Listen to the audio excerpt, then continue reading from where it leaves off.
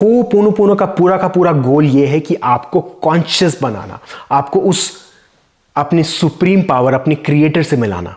तो वो क्रिएशन को कैसे हम उस क्रिएटर से कैसे मिलते हैं? हम वो डार्कनेस को निकाल के, अगर एक रूम में अंधेरा हो तो अगर हम कैसे उस रूम में रोशनी लाते हैं? लाइट स्विच ऑन करके, एक लैंप जला के, और अचानक से उस रूम में लाइट आ जाती है। तो हम भी एक लाइट है, हमारे अंदर ये जो इमोशंस आए हैं ये सब कुछ एक लाइट का पार्ट है। इनफैक्ट ये पूरी की पूरी जो रियलिटी हम जी रहे हैं ये एक माया है, एक इल्यूजन है।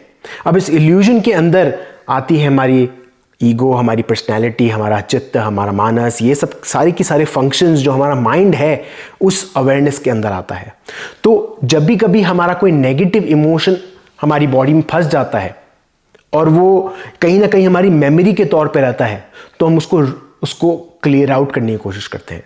बट क्लियर आउट जो वर्ड है वो कहीं ना कहीं आज के टाइम पे, जब ये बुक, काफ़ी सारी बुक्स लिखी गई थी होपोनोपोनो पे वो बुक्स जो थी उस टाइम पे बहुत ही ज़्यादा लॉजिकल थी कि आप क्लियर आउट कर रहे हो उस मेमोरी को।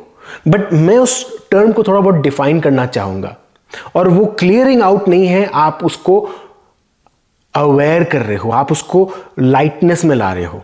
क्योंकि लाइटनेस में अंधेरा कभी भी नहीं रहता।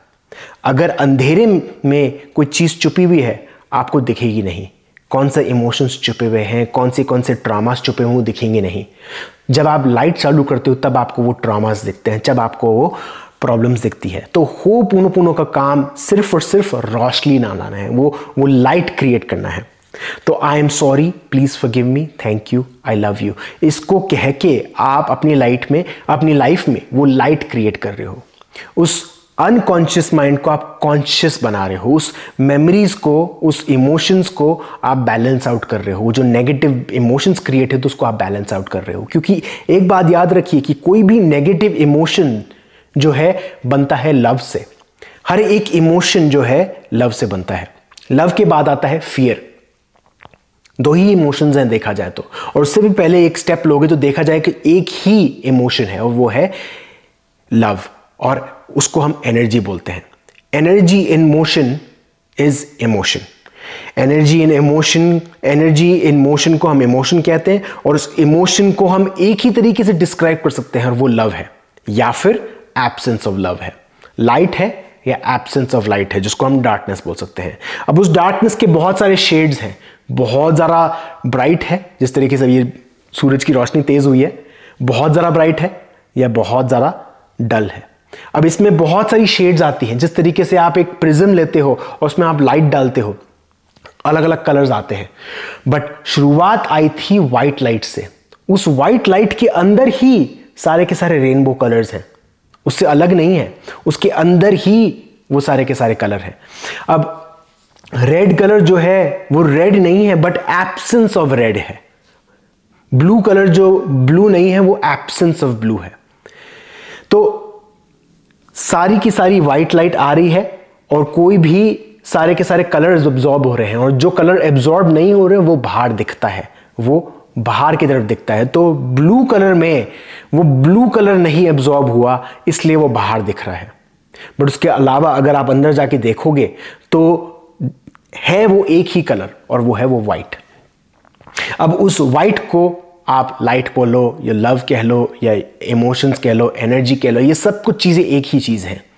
अब मैं जानता हूं कि कई ज़्यादा चीज़ें ये कॉम्प्लिकेटेड हैं, बट होपोनोपोनो का काम यह है कि उन कलर्स को रियूनाइट करना, उस सारे इमोशंस को रियूनाइट करना, ताकि वो कौन से इमोशन पे जा पाए, अपने ट्रू इमोशन पे पहुंच पाए, अपने ट्रू एसेंस पे पहुंच पाए, वो है लव।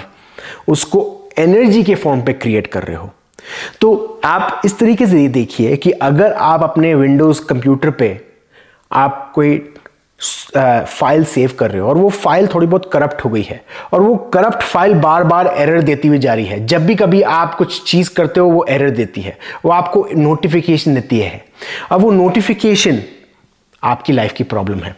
आपकी लाइफ में वो प्रॉब्लम आ रही है क्यों? क्योंकि आपको वो नोटिफिकेशन बता रही है कि आपकी एक फाइल है जो करप्ट है, आपके सिस्टम में सेव है, उसको ठीक करो, उसको फिक्स करो। बात यह है, इस फाइल को हम डिलीट नहीं कर सकते। उस इमोशंस को, उस डेटा को हम कभी भी क्लियर आउट नहीं कर सकते। जिस तरीके से होपोनोपोनो में कहा जाता है कि हम उस फाइल को क्लियर आउट कर रहे हैं, हम उस फाइल या डेटा को क्लियर आउट नहीं कर रहे, हम उसको रीयूनाइट कर रहे हैं, हम उसको वापस जोड़ रहे हैं उसके ट्रू एसेंस के साथ। और वो कैसे जोड़ते हैं? I am sorry, please forgive me, thank you, I love you. I am sorry, please forgive me, thank you, I love you. उस इमोशन को आप बोल रहे हो I am sorry, please forgive me, thank you, I love you. क्यों? क्योंकि अब उस इमोशन को आप ये बोलकर आप उसको क्लियर आउट कर रहे हो, उसकी एनर्जी बैलेंस को क्लियर आउट कर रहे हो, और वो एनर्जी वापस आपके पास आ रही है। और वो जो मेमोरी है, शायद बचपन में आपको मार पड़ी हो, उसकी मेमोरी तो रहेगी, याद तो रहेगा आपको कि वो चीज़ हुई है, बट उसके साथ जो इमोशनल बैगेज है वो नहीं रहेगा, और वो आपकी बॉडी में भी नहीं रहेगा। आपकी चक्रा सिस्टम को क्लियर आउट करेगा और आपके कर्मा को क्लियर करेगा। तो जब भी कभी हम होपोनोपोनो में I am sorry, please forgive me, thank you, I love you बोल रहे हैं, हम इसलिए बोल रहे हैं ताकि वो इमोशंस क्लियर आउट कर पाए। अगले वीडियो में हम इसके बारे में और ज़्यादा डिटेल तरीके से बात करेंगे। एडवांस होपोनोपोनो के बारे में बात करेंगे, किस तरीके से काफ़ी सारी चीज़ें समझाई गई थी, और वो कहीं ना कहीं इस जो ये मॉडिफाइड टेक्निक है जो मैंने आपको बताई है उससे कहीं ज़्यादा मिलती है, बट वो सेम ही है अगर आप लॉ ऑफ अट्रैक्शन, अगर आप स्पिरिचुअलिटी के पॉइंट ऑफ व्यू से देखा जाए। बट अगर आप अपने इंडिविजुअलिस्टिक पर्सनल आइडिया की तरफ से देखोगे तो वो अलग दिखेगी आपको, बट एट द एंड वो दोनों एक ही चीज़ है। Thank you.